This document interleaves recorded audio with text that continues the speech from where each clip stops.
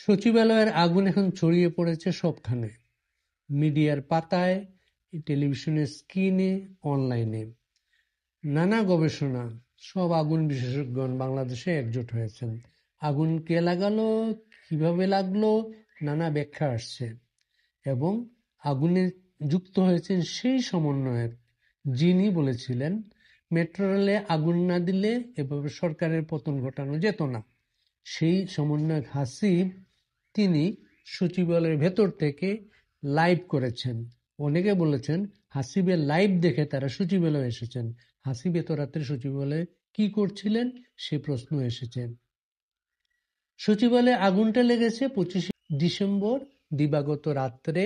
বাংলাদেশে সেদিনও ছুটির দিন এবং সচিবালয়ের যে ভবনে আগুন লেগেছে ভবনের দুই প্রান্তে আগুন কিভাবে ছড়িয়ে পড়ল সেই দুই হেলিকপ্টার উপদেষ্টার কার্যালয়ে, সেটাই এখন আলোচনার বিষয়। আগুন আগুন তাদের দুই মন্ত্রণালয় জুড়ে ব্যাপক ক্ষয়ক্ষতি করেছে। এর জন্য বলা হচ্ছে তাদের দুর্নীতি নিয়ে যে কথাবার্তা ইদানিং চাউর হচ্ছে এর সাথে আগুনের কোনো সম্পর্ক আছে কিনা। তবে একটা বিষয় আমার ধারণা আগুনের মূল কারণ হতে পারে, যদি কেউ আগুনটা লাগায় আগুনের কারণ হতে পারে সচিবালয়ের ভেতরে চলমান অস্থিরতা।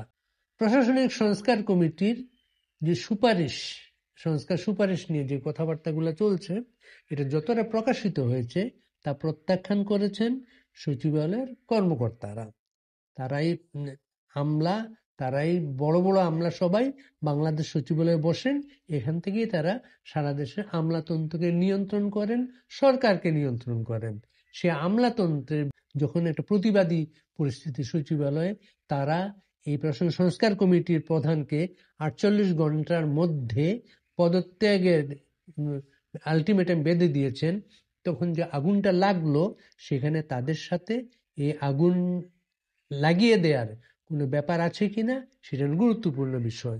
কারণ গত দুদিনে টেলিভিশনগুলো সরকার সমর্থক যত টকশো স্পেশালিস্ট আছেন তাদের প্রায় সবাই এ জায়গায় পিন পয়েন্ট করেছেন। তারা মনে করছেন এই আমলারা সাবেক সরকারের দোসর, তারা এই সরকারকে বিপদে ফেলার জন্য আগুন লাগিয়ে থাকতে পারেন। কিন্তু তাদের প্রতিপক্ষ বলছেন আগুন তারা লাগান নেই, আগুন লাগানো হয়েছে তাদের আন্দোলনকে বিপদগামী করার জন্য। এই আগুনের পরপর সরকার একটি তদন্ত কমিটি গঠন করেছে।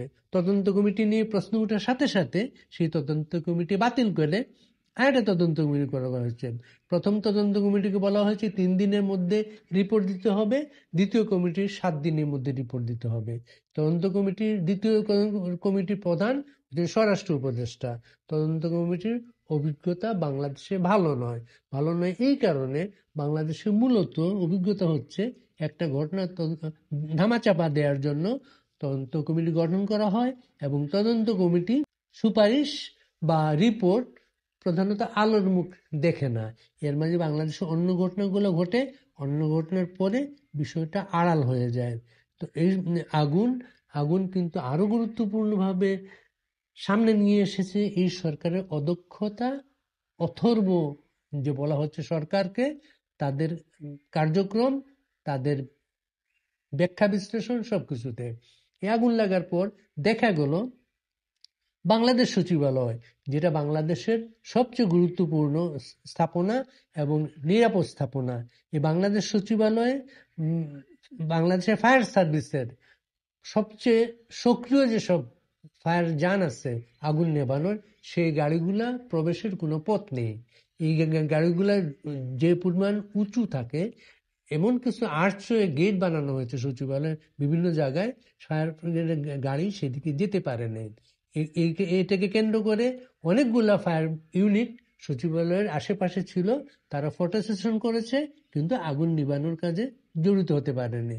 আগুনটা সাবোটাস কিনা, আগুনটা আর উৎপত্তি কিভাবে, নানা আগুন বিশেষজ্ঞ, ফায়ার ব্রিগেডের লোক না, তারা বিভিন্ন মিডিয়ার টকশো স্পেশালিস্ট, তারা নানা ব্যাখ্যা দিচ্ছেন।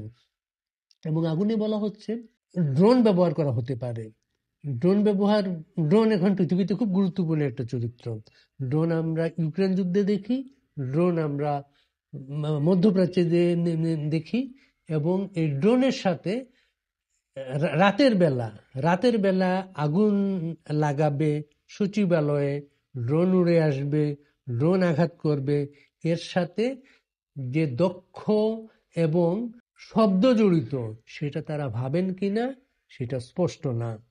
এখানে রিমোট কন্ট্রোলে আগুন লাগা হয়েছে কিনা, কেউ কেউ বলা হচ্ছে কোন তলায় নাকি কুকুর দেখা গেছে, নানা জনে ব্যাখ্যা দিচ্ছেন। এগুলা কোনো ব্যাখ্যাই আগুনের প্রশমন করছে না, কোনো ব্যাখ্যাই সরকারের ব্যর্থতাকে আড়াল করছে না। সচিবালয়ে আগুনটা এমন দুটো এলাকায় লেগেছে, যে দুটো এলাকায় সরকারের গুরুত্বপূর্ণ ছাত্র উপদেষ্টা, হেলিকপ্টার উপদেষ্টার অফিস, তাদের অফিসগুলো পুড়ে গেছে, তাদের অফিস নানা কিছু পুড়ে গেছে, যাদের বিরুদ্ধে দুর্নীতির সবচেয়ে অভিযোগ। অনেকে বলার চেষ্টা করছেন সাবেক সরকারের দুর্নীতির নথি যখন বিভিন্ন জায়গা থেকে চাওয়া হচ্ছে তখন এগুলো পুড়িয়ে দেওয়া হয়েছে। খুব সহজ একটা বিষয় বাংলাদেশে এখন, যখন যেখানে পারবেন না, যখন যেখানে আটকে যাবেন, তখন বলে দেবেন আওয়ামী লীগ করেছে, আওয়ামী লীগের দোসররা করেছে, বা ভারত করেছে, তখন কিন্তু একটা লাইন আপ পেয়ে যাবে। এভাবে কিন্তু বাংলাদেশের কোনো আগুন নিভছে না, বাংলাদেশে শুধু আগুন জ্বলছে, কারণ বাংলাদেশ নানা অদক্ষতায়, অস্থিরতায় নিমজ্জিত। প্রতিদিন বাংলাদেশ একটা ডুবন্ত জাহাজ।